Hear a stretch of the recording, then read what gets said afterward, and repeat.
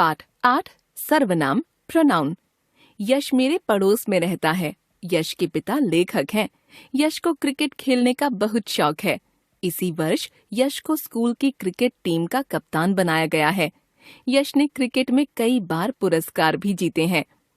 बच्चों, आप जानते हैं कि गद्यांश के अस्वाभाविक लगने का क्या कारण है? यश संज्ञा शब्द का बार बार प्रयोग। अब इसी गद्यांश को इस तरह पढ़ते हैं। यश मेरे पड़ोस में रहता है। उसके पिता लेखक हैं। उसे क्रिकेट खेलने का बहुत शौक है। इसी वर्ष उसको स्कूल की क्रिकेट टीम का कप्तान बनाया गया है। उसने क्रिकेट में कई बार पुरस्कार भी जीते हैं। बच्चों, वाक्यों में हम संज्ञा शब्दों का बार बार प्रयोग नहीं करते, बल्कि उनके स्थान पर ऐसे शब्दों का प्रयोग करते हैं जो संज्ञा शब्दों के स्थान पर प्रयुक्त होकर संज्ञा का ही कार्य करते हैं। ऐसे शब्दों को सर्वनाम कहते हैं। आपने देखा कि ऊपर दिए गए गद्यांश में यश संज्ञा के स्थान पर उसके, उसे, उसको, उसने आदि सर्वनामों के प्रयोग से ही गद्यांश स्वाभाविक लगने लगा है।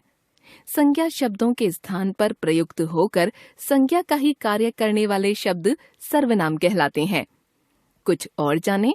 सर्वनाम शब्दों के भी बहुवचन रूप होते हैं, जैसे मैं, हम, वह, वे, इसे, इन्हें, उसे, उन्हें आदि।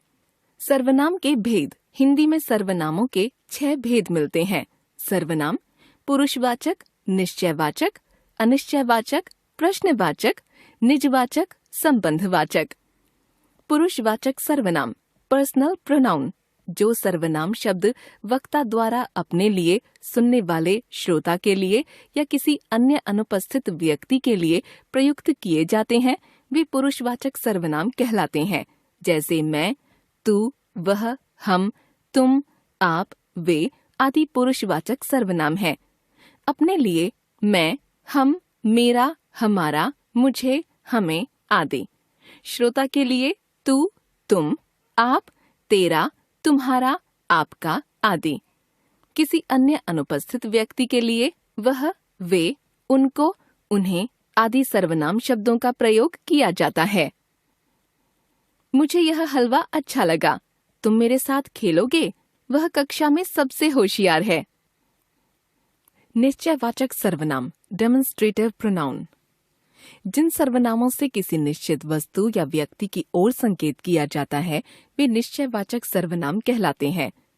इस वर्ग में यह, वह एकवचन तथा ये, वे बहुवचन रूप आते हैं। यह, ये का प्रयोग पास की वस्तुओं की ओर संकेत करने के लिए होता है तथा वह, वे का प्रयोग दूर की वस्तुओं की ओर संकेत करने के लिए। जैसे घर की ओर संकेत करते हुए यह श्याम का घर है। किताब की ओर संकेत करते हुए वह मेरी है। अनिश्चयवाचक सर्वनाम इनडेफिनिट प्रोनाउन। जिन सर्वनाम शब्दों से किसी निश्चित व्यक्ति अथवा वस्तु का पता नहीं चलता, वे अनिश्चयवाचक सर्वनाम कहलाते हैं।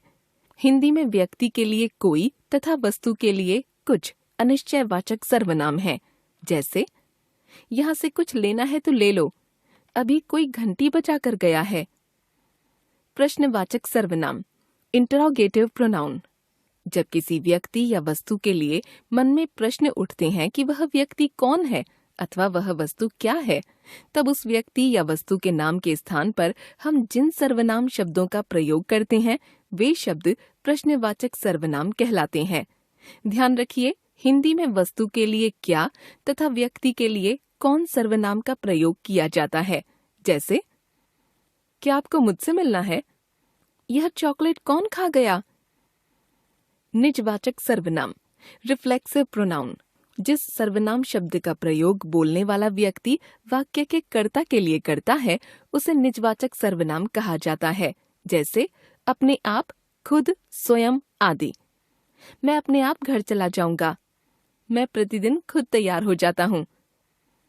संबंधवाचक सर्वनाम रिलेटिव प्रोनाउन।